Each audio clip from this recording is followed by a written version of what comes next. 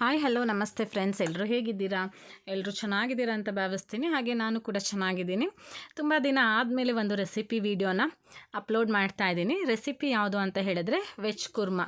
ಅಂದರೆ ಎಲ್ಲರೂ ಈ ವಿಡಿಯೋನ ಮಾಡಿ ಹಾಕಿರ್ತಾರೆ, ಬಟ್ ನಾನು ಯಾವ ಥರ ಮಾಡ್ತೀನಿ ಅಂತ ಹೇಳಿ ನಿಮ್ಮ ಜೊತೆ ಶೇರ್ ಮಾಡ್ಕೊಳ್ತೀನಿ. ಅಂದರೆ ಲೈಕ್ ತುಂಬ ಟೇಸ್ಟಿಯಾಗಿರುತ್ತೆ. ಇದು ವೆಜ್ ತಿನ್ನೋರಿಗೆ ತುಂಬ ಚೆನ್ನಾಗಿರೋವಂಥ ಒಂದು ರೆಸಿಪಿ ಅಂತಲೇ ಹೇಳ್ಬೋದು. ಸೊ ಫಸ್ಟ್ ಇದಕ್ಕೆ ನಾವು ಗ್ರೈಂಡ್ ಮಾಡ್ಕೋಬೇಕು.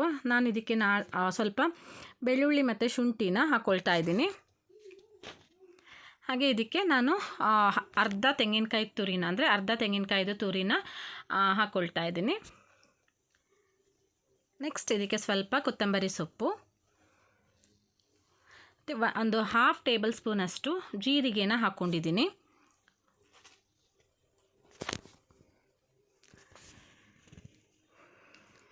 ನೆಕ್ಸ್ಟ್ ಇದಕ್ಕೆ ನಾನು ಸ್ವಲ್ಪ ಸೋಂಪು ಅಂತ ಹೇಳ್ತೀವಲ್ವ, ಜೀರಿಗೆ ಥರನೇ ಇನ್ನೊಂದು ಬರುತ್ತೆ ಸೋಂಪು ಅಂತ ಹೇಳಿ, ಅದನ್ನು ಕೂಡ ಸ್ವಲ್ಪ ಆ್ಯಡ್ ಮಾಡ್ಕೊಳ್ತೀನಿ. ಯಾಕಂತ ಹೇಳಿದ್ರೆ ಅದು ಹಾಕಿದ್ರೆ ತುಂಬಾ ಟೇಸ್ಟ್ ಚೆನ್ನಾಗಿ ಬರುತ್ತೆ. ಮತ್ತು ಅದ್ರ ಜೊತೆ ಒಂದೇ ಒಂದು ಗ್ರೀನ್ ಚಿಲ್ಲಿನ ಹಾಕ್ಕೊಂಡಿದ್ದೀನಿ. ಮತ್ತು ಸ್ವಲ್ಪ ಗೋಡಂಬಿನ ಹಾಕ್ಕೋಬೇಕು. ಅಂದರೆ ಥಿಕ್ನೆಸ್ ಬರೋಕ್ಕೆ. ನಿಮ್ಮ ಹತ್ರ ಗೋಡಂಬಿ ಇಲ್ಲ ಅಂದರೆ ನೀವು ಬೇಕಾದರೆ ಕಡಲೆ ಬರುತ್ತಲ್ಲ, ಉರಿಗಡ್ಲೆ ಅಂತ ಹೇಳ್ತೀವಲ್ಲ, ಅದನ್ನ ಕೂಡ ಹಾಕ್ಕೋಬೋದು. ಅದನ್ನ ಹಾಕ್ಕೊಂಡು ನೀರು ಹಾಕ್ಕೊಂಡು ಫೈನ್ ಪೇಸ್ಟ್ ಮಾಡ್ಕೊಳ್ಳಿ. ನೆಕ್ಸ್ಟ್ ಒಂದು ಕುಕ್ಕರ್ ಇಟ್ಟು, ಇದು ಕುಕ್ಕರಲ್ಲಿ ಮಾಡಿದ್ರೆ ಬೇಗನೆ ಆಗುತ್ತೆ. ಸೊ ಕುಕ್ಕರ್ ಇಟ್ಟು ಅದಕ್ಕೆ ಸ್ವಲ್ಪ ಎಣ್ಣೆನ ಹಾಕ್ಕೋಬೇಕು. ಎಣ್ಣೆ ತುಪ್ಪ ಯಾವ್ದು ಬೇಕಾದರೂ ಹಾಕ್ಕೋಬೋದು. ಮತ್ತು ಇದಕ್ಕೆ ನಾನು ಸ್ವಲ್ಪ ಲವಂಗ ಹಾಕ್ಕೊಂಡಿದ್ದೀನಿ. ಮತ್ತು ನೆಕ್ಸ್ಟ್ ಈಗ ನಾನು ಇದಕ್ಕೆ ಈರುಳ್ಳಿನ ಚಿಕ್ಕ ಚಿಕ್ಕದಾಗಿ ಕಟ್ ಮಾಡಿ ಇಟ್ಕೊಂಡಿದ್ದೆ, ಅದನ್ನು ನಾನು ಇವಾಗ ಇದಕ್ಕೆ ಹಾಕ್ಕೊಂಡು ಚೆನ್ನಾಗಿ ಫ್ರೈ ಮಾಡ್ಕೊಳ್ತಾ ಇದ್ದೀನಿ. ನೀವು ಗೋಡಂಬಿ ಅಥವಾ ಉರಿಗಡ್ಲೆ ಅದು ಎರಡರ ಬದಲು ಗಸಗಸೆ ಇದ್ದರೆ ಅದು ಕೂಡ ಹಾಕ್ಕೋಬೋದು. ಅದರಲ್ಲೂ ಕೂಡ ಥಿಕ್ನೆಸ್ ಬರುತ್ತೆ, ಅದು ಕೂಡ ಟೇಸ್ಟ್ ತುಂಬಾ ಚೆನ್ನಾಗಿರುತ್ತೆ. ಸೊ ಇವಾಗ ನಾನು ಆನಿಯನ್ ಹಾಕ್ಕೊಂಡಿದ್ದೀನಿ, ಈರುಳ್ಳಿ ಹಾಕ್ಕೊಂಡಿದ್ದೀನಲ್ವ. ಸೊ ಈರುಳ್ಳಿ ತುಂಬ ಅಂದರೆ ಫ್ರೈ ಆಗಬೇಕು, ಅಂದರೆ ಸ್ವಲ್ಪ ಗೋಲ್ಡನ್ ಬ್ರೌನ್ ಬರೋವರೆಗೂ ನಾವು ಫ್ರೈ ಮಾಡ್ಕೊಳ್ಳೋಣ. ಇದಕ್ಕೆ ಶುಂಠಿ ಬೆಳ್ಳುಳ್ಳಿ ಪೇಸ್ಟ್ ಏನು ನಾನು ಹಾಕ್ಕೊಳ್ಳಲ್ಲ, ಯಾಕಂತ ಹೇಳಿದ್ರೆ ನಾನು ಗ್ರೈಂಡ್ ಮಾಡುವಾಗ ಆಲ್ರೆಡಿ ಹಾಕ್ಕೊಂಡಿದ್ದೀನಿ ಶುಂಠಿ ಮತ್ತು ಬೆಳ್ಳುಳ್ಳಿನ. ಅದರಿಂದ ಎಕ್ಸ್ಟ್ರಾ ನಾನೇನು ಆ್ಯಡ್ ಮಾಡ್ಕೋತಾ ಇಲ್ಲ. ಸ್ವಲ್ಪ ಕರಿಬೇವಿನ ಸೊಪ್ಪು ಅಂದರೆ ಕರಿ ಲೀವ್ಸ್ನ ಹಾಕ್ಕೊಂಡಿದ್ದೀನಿ. ಇವಾಗ ಆನಿಯನ್ ಸ್ವಲ್ಪ ಕಲರ್ ಚೇಂಜ್ ಆಗಿದೆ. ನಾನಿವಾಗ ಒಂದು ಮೀಡಿಯಮ್ ಸೈಜ್ದು ಟೊಮ್ಯಾಟೋನ ಹಾಕ್ಕೊಳ್ತಾ ಇದ್ದೀನಿ. ಸೊ ಟೊಮ್ಯಾಟೊ ಕೂಡ ಸ್ಮ್ಯಾಶ್ ಆಗೋವರೆಗೂ ಬೇಯಿಸ್ಕೊಳ್ಳೋಣ. ಅಂದರೆ ಅದರ ಸ್ಮೆಲ್ಲೆಲ್ಲ ಹೋಗಬೇಕು. ಸೊ ಅದರಿಂದ ಸ್ಮ್ಯಾಶ್ ಆಗೋವರೆಗೂ ಬೇಯಿಸ್ಕೊಳ್ಳೋಣ.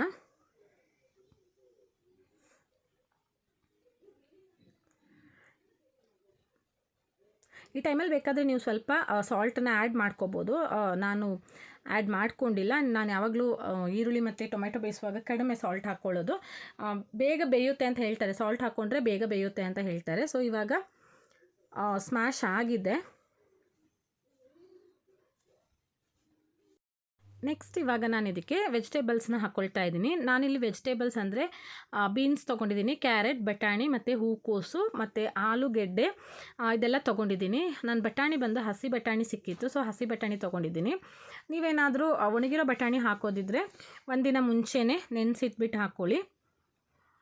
ಇವಾಗ ನಾನು ಏನು ಈರುಳ್ಳಿ ಮತ್ತು ಟೊಮ್ಯಾಟೊ ಬೆಂದಿದೆ ಅದ್ರ ಜೊತೆಗೆ ವೆಜಿಟೇಬಲ್ಸ್ನ ಕೂಡ ಹಾಕ್ಕೊಳ್ತಾ ಇದ್ದೀನಿ. ಎಣ್ಣೆಯಲ್ಲಿ ಸ್ವಲ್ಪ ಹೊತ್ತು ವೆಜಿಟೇಬಲ್ಸ್ ಕೂಡ ಫ್ರೈ ಆಗಬೇಕು, ಅದರಿಂದ ಆ್ಯಡ್ ಮಾಡ್ಕೊಳ್ತಾ ಇದ್ದೀನಿ. ನೀವು ಇದ್ರ ಜೊತೆ ಬೇಕಾದರೆ ನೂಕೋಲ್ ಅಥವಾ ನವಿಲ್ಕೋಸು ಅಂತ ಏನು ಹೇಳ್ತೀವಿ ಅದನ್ನು ಕೂಡ ಹಾಕ್ಕೋಬೋದು. ಇವಾಗ ನಾನು ಇದಕ್ಕೆ ಎಷ್ಟು ಬೇಕಷ್ಟು ಸಾಲ್ಟನ್ನು ಆ್ಯಡ್ ಮಾಡ್ಕೊಳ್ತಾ ಇದ್ದೀನಿ. ಮತ್ತು ಸ್ವಲ್ಪ ಟರ್ಮರಿಕ್ ಪೌಡರ್ ಅಂದರೆ ಅರಿಶಿನ ಪುಡಿ ಕೂಡ ಹಾಕ್ಕೊಳ್ತಾ ಇದ್ದೀನಿ. ಓಕೆ, ನೆಕ್ಸ್ಟ್ ಇವಾಗ ನಾವು ಇದಕ್ಕೆ ಖಾರದ ಪುಡಿ ಅಥವಾ ಚಿಲ್ಲಿ ಪೌಡರ್ ಏನಿದೆ ಅದನ್ನು ಆ್ಯಡ್ ಮಾಡ್ಕೋಬೇಕು. ಅಂದರೆ ನಾವು ಒಂದೇ ಒಂದು ಹಸಿಮೆಣಸು ಹಾಕ್ಕೊಂಡಿದ್ದೀವಿ. ಸೊ ಇವಾಗ ನಿಮಗೆ ಎಷ್ಟು ಖಾರ ಬೇಕೋ ಅಷ್ಟು ನೋಡಿಕೊಂಡು ನೀವು ಚಿಲ್ಲಿ ಪೌಡರ್ನ ಆ್ಯಡ್ ಮಾಡಿ ಎಲ್ಲನೂ ಕೂಡ ಮಿಕ್ಸ್ ಮಾಡಿ ಒಂದು 5 ಮಿನಿಟ್ಸ್ ಹಾಗೆ ನಾವು ಆಯಿಲಲ್ಲಿ ಫ್ರೈ ಆಗಕ್ಕೆ ಬಿಡೋಣ. ನೆಕ್ಸ್ಟ್ ಇವಾಗ ನಾವು ಆವಾಗಲೇ ಗ್ರೈಂಡ್ ಮಾಡ್ಕೊಂಡು ಇಟ್ಕೊಂಡಿದ್ವಲ್ಲ, ಸೊ ಅದನ್ನು ಆ್ಯಡ್ ಮಾಡ್ಕೋಬೇಕಾಗತ್ತೆ. ನಾವಿವಾಗ ಆಗಲೇ ಗ್ರೈಂಡ್ ಮಾಡಿ ಇಟ್ಟಿರೋದನ್ನ ಆ್ಯಡ್ ಮಾಡ್ಕೊಳ್ಳೋಣ.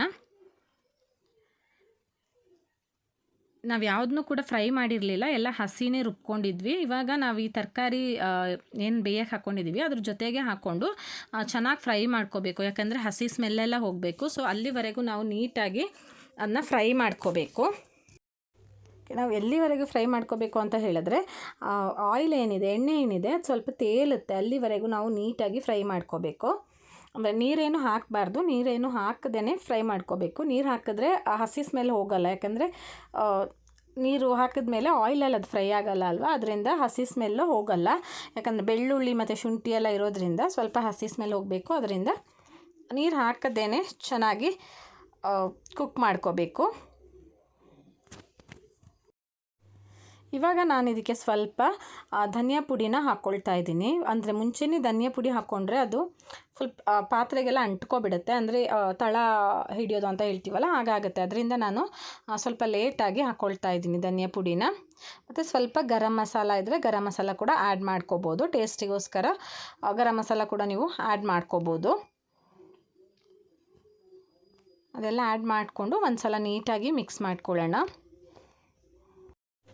ಇವಾಗ ಲೈಟಾಗಿ ಕುದಿ ಬಂದಿದೆ, ನೀವು ಸೈಡಲ್ಲಿ ಅಬ್ಸರ್ವ್ ಮಾಡ್ತಾ ಇರ್ಬೋದು, ಕುದೀತಾ ಇದೆ. ಈ ಟೈಮಲ್ಲಿ ನಾವು ಇದಕ್ಕೆ ನೀರು ಹಾಕ್ಕೊಳ್ಳೋಣ. ಸೊ ನಾನಿಲ್ಲಿ ಜಾರ್ನ ವಾಶ್ ಮಾಡಿ ನೀರು ಹಾಕ್ಕೊಳ್ತಾ ಇದ್ದೀನಿ. ನೀರು ಯಾವ ಥರ ಅಂದರೆ ನಿಮಗೆ ಯಾವ ಥರ ಕನ್ಸಿಸ್ಟೆನ್ಸಿ ಬೇಕು ನೋಡಿಕೊಂಡು ನೀವು ನೀರು ಹಾಕ್ಕೊಳ್ಳಿ. ಅಂದರೆ ನಿಮಗೇನಾದರೂ ರೈಸ್ ಜೊತೆ ಅಥವಾ ಗೀ ರೈಸ್ ಜೊತೆ ಎಲ್ಲ ತಿಂತೀವಿ ಅಂತ ಹೇಳಿ ಸ್ವಲ್ಪ ಗ್ರೇವಿ ಥರ ಬೇಕಾಗುತ್ತೆ. ಸೊ ನೀವು ಸ್ವಲ್ಪ ಜಾಸ್ತಿ ನೀರು ಹಾಕ್ಕೋಬೇಕು.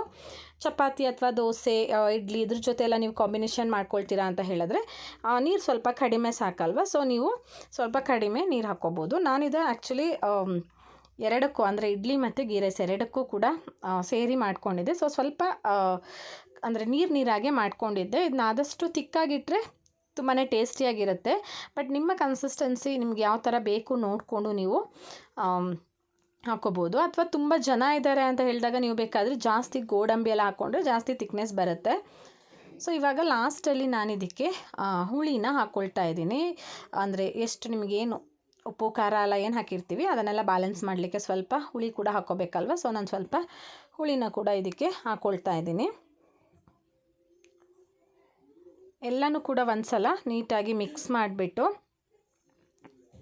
ಇವಾಗ ನಾವು ಕುಕ್ಕರ್ ಲಿಡ್ನ ಕ್ಲೋಸ್ ಮಾಡ್ಕೊಳ್ಳೋಣ. ಕುಕ್ಕರ್ ಲಿಡ್ನ ಕ್ಲೋಸ್ ಮಾಡಿಕೊಂಡು ಒಂದು 2ರಿಂದ 3 ವಿಷಲ್ವರೆಗೆ ಕೂಗಿಸ್ಕೊಂಡ್ರೆ ಸಾಕು. ಯಾಕಂದರೆ ನಾನಿಲ್ಲಿ ಹಸಿ ಬಟಾಣಿ ತೊಗೊಂಡಿದ್ದೀನಿ. ಅದರಿಂದ ಬಟಾಣಿ ಏನಾದರೂ ನೀವು ಒಣಗಿರೋ ಬಟಾಣಿ ತೊಗೊಂಡ್ರೆ ಸ್ವಲ್ಪ ಇನ್ನೊಂದು ವಿಷಲ್ ಸ್ವಲ್ಪ ಜಾಸ್ತಿನೇ ಮಾಡ್ಕೋಬೇಕು. ಅಥವಾ ನೀವು ಫಸ್ಟೇ ಸ್ವಲ್ಪ ಬೇಯಿಸಿ ಕೂಡ ಹಾಕ್ಕೋಬೋದು.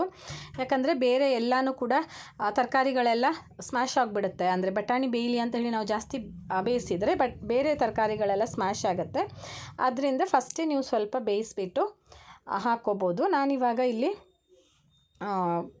ಹಸಿ ಬಟಾಣಿ ತೊಗೊಂಡಿರೋದ್ರಿಂದ ಒಂದು 3 ವಿಷಲ್ ಕೂಗಿಸ್ಕೊಂಡಿದ್ದೀನಿ ಅಷ್ಟೇ. ಸೊ ಇವಾಗ ಓಪನ್ ಮಾಡಿ ನೋಡ್ತಾ ಇದ್ದೀನಿ. ಸೊ ನೀವು ಇವಾಗ ಅಬ್ಸರ್ವ್ ಮಾಡ್ಬೋದು, ಅಂದರೆ ಎಣ್ಣೆ ಎಲ್ಲ ಮೇಲೆ ತೇಲ್ತಾ ಇದೆ. ಸೊ ತುಂಬಾ ಚೆನ್ನಾಗಿ ಟೇಸ್ಟಿಯಾಗಿ ಬರುತ್ತೆ. ಈ ರೆಸಿಪಿನ ನೀವು ಇಷ್ಟೊತ್ತು ನೋಡಿದ್ದೀರಲ್ವ, ನಿಮ್ಮೆಲ್ಲರಿಗೂ ಇಷ್ಟ ಆಗಿದೆ ಅಂದ್ಕೊಳ್ತಾ ಇದ್ದೀನಿ. ಆ್ಯಂಡ್ ನಾನು ಇವತ್ತು ಇಡ್ಲಿ ಜೊತೆ ಇದನ್ನ ಟ್ರೈ ಮಾಡಿದ್ದೀನಿ, ಅಥವಾ ಗೀ ರೈಸ್ ಜೊತೆ ಕೂಡ ಟ್ರೈ ಮಾಡಿದ್ದೀನಿ. ನೀವು ಕೂಡ ಈ ರೆಸಿಪಿನ ಟ್ರೈ ಮಾಡಿ ಅಂತ ಹೇಳ್ತೀನಿ. ಹಾಗೆ ನನ್ನ ಚಾನಲ್ಗೆ ಸಬ್ಸ್ಕ್ರೈಬ್ ಮಾಡಿಲ್ಲ ಅಂತ ಹೇಳಿದ್ರೆ ಸಬ್ಸ್ಕ್ರೈಬ್ ಮಾಡ್ಕೊಳ್ಳಿ. ಆದಷ್ಟು ಜಾಸ್ತಿ ವೀಡಿಯೋನ ಶೇರ್ ಮಾಡ್ಕೊಳ್ಳಿ. ಇನ್ನೊಂದು ವೀಡಿಯೋದಲ್ಲಿ ಸಿಗ್ತೀನಿ. Thank you.